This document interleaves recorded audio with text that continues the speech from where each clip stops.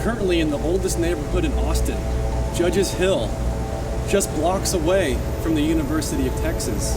Behind us stands the Inn at Pearl Street, a previously abandoned building turned modern-day bed and breakfast. Guests and staff have reported mists, shadows, apparitions, and other unexplained poltergeist activity. Throughout the building, music and disembodied footsteps are heard when no one's around. What energies inhabit this building? Find out as we investigate the Inn at Pearl Street.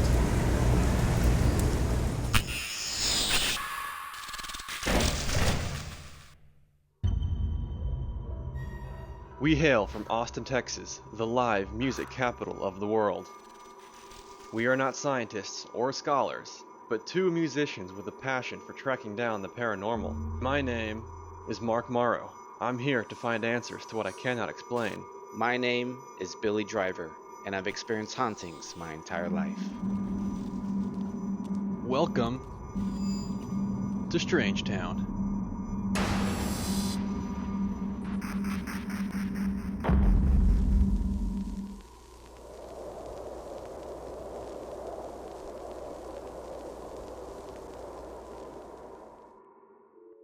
Around the year 1835, General Thomas Jefferson Chambers was deeded 66,420 acres of land. A portion of this deeded land included the present-day Judges Hill neighborhood, where the inn sits today. During the Texas Revolution, Chambers requested that the land be used as security to recruit soldiers and to buy and stockpile material. When the city of Austin was founded in 1839, the Congress of the Republic of Texas condemned the land, and it was sectioned off and sold. But it wouldn't be until 1851 that the first home was constructed in this neighborhood.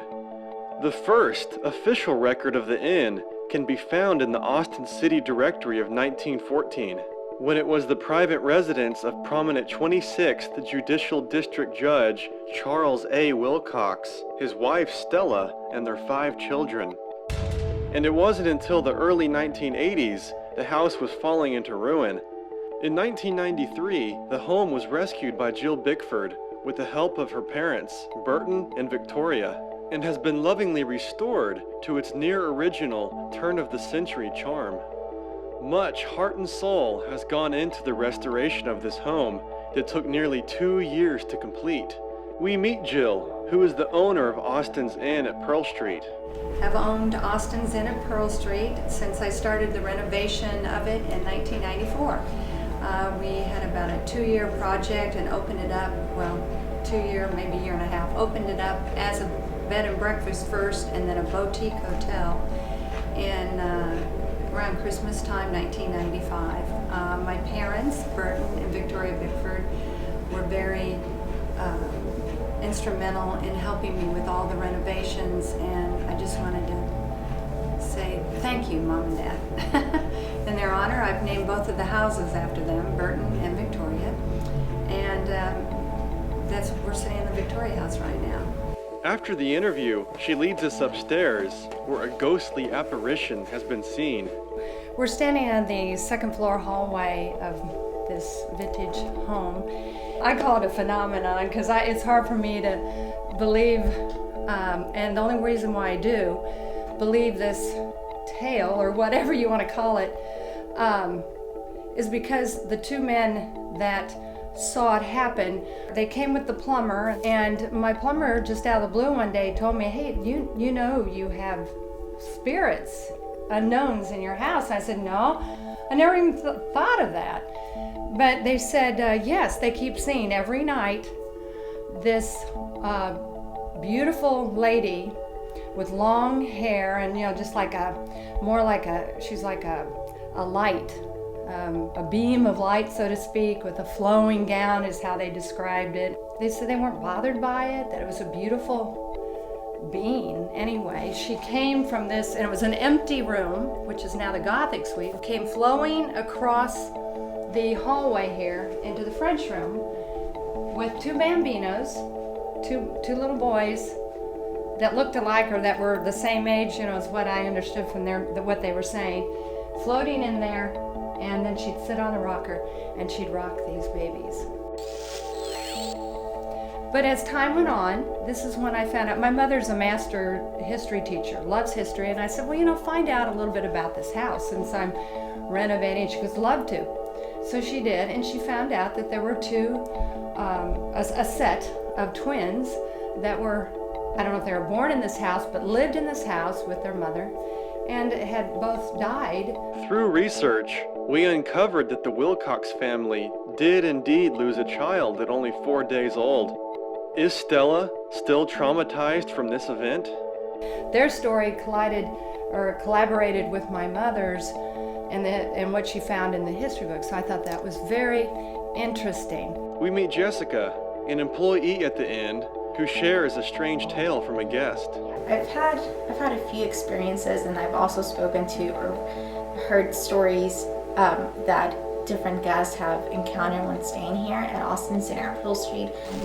It was actually a guest who was staying in this building, second floor. There was about maybe a total of 2 rooms that were booked for this building. They actually had a difficult time sleeping because they heard a lot of activity happening. So they thought that maybe there was an event going on that they were not aware of, but they mentioned that it was mainly downstairs and they did hear activity, or I guess people going up and down the stairs.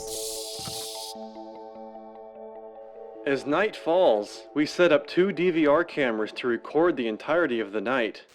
The first one capturing the second floor hallway, and the second looking down the staircase. You can see me preparing for the investigation on the first floor, and we were amazed to later discover what looks like a pair of legs forming and descending the stairs. We begin the night in the music room, a room that is adjacent to the staircase where guests have reported unknown sounds. This house has a well-known reputation of the former tenants still living here, that being the Wilcox family, Charles A. Wilcox and Stella Wilcox. He was a well-known judge in the area, very well respected. EVPs, or electronic voice phenomenon, are the sounds of disembodied voices captured by recording equipment. Charles A. Wilcox and Stella Wilcox. He was a well-known judge in the area, very well respected. You also hear you like to party down here and go up down the stairs and have a fiesta. There's been other guests who've stayed in this building and have heard people partying downstairs. There's been other guests who've stayed in this building and have heard people partying downstairs.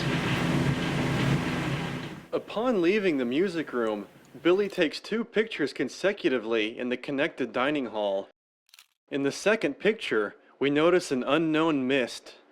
Could this be Judge Wilcox making his presence known? When deciding which room to investigate next, we see a bright orb fly towards Billy's back. Orbs are hovering translucent spheres of light, thought to be one of the many forms that a spirit can take. Alright, so we're in the French room. As you can see, we have this rocking chair, and we're going to try to get it to move or try to get anything in here to communicate with us. We begin by performing a live EVP session, where, after asking a few questions, the audio is immediately played back to listen for any answers.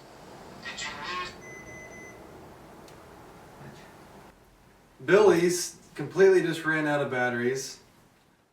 While in the process of listening to what we just recorded, the batteries in our voice recorders were suddenly drained. But we managed to capture this amazing EVP on our camera's audio. It's back. Well, We did not hear these with our own ears.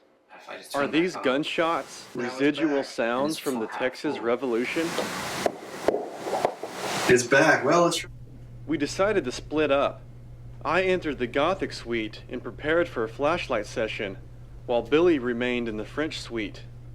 You just get an ordinary flashlight that you can twist on and off on the end. And to set up the experiment, you turn the flashlight to where it just barely wants to turn on when you touch it. And then you set it down on your surface where you can see it. As Billy is conducting his own flashlight experiment across the hallway, we notice this orb traveling towards his room, taking the same path that witnesses have described a woman carrying 2 little boys. Billy soon captures this EVP. Could it be from the orb that we just saw? So there's anyone in here with me. I move into the extended part of the room, just out of the camera's sight. And right as I was about to give up, the unexpected happens.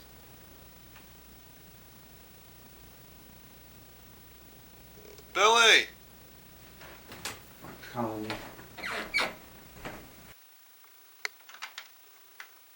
I'm back here.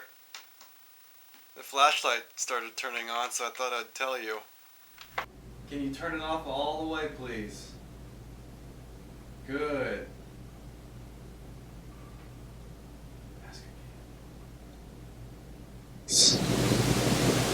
Good.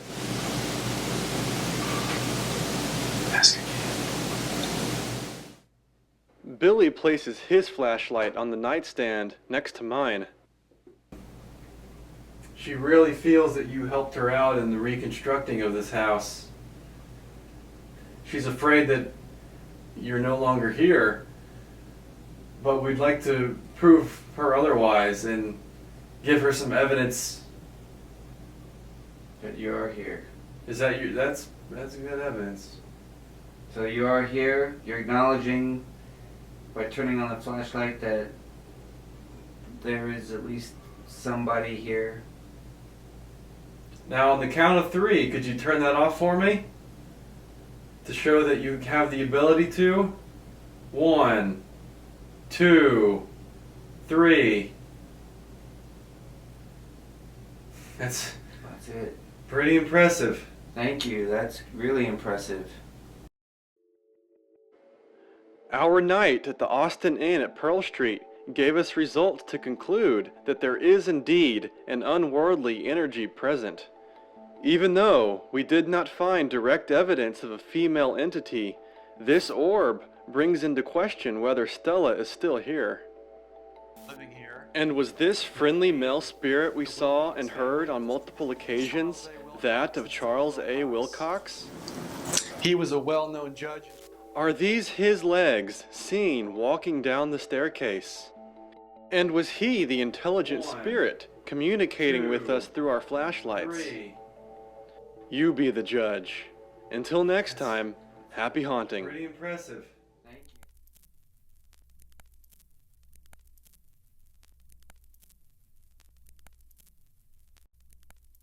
you. If you would like Strangetown to conduct an investigation at your location, please contact us through our website at strange-town.com.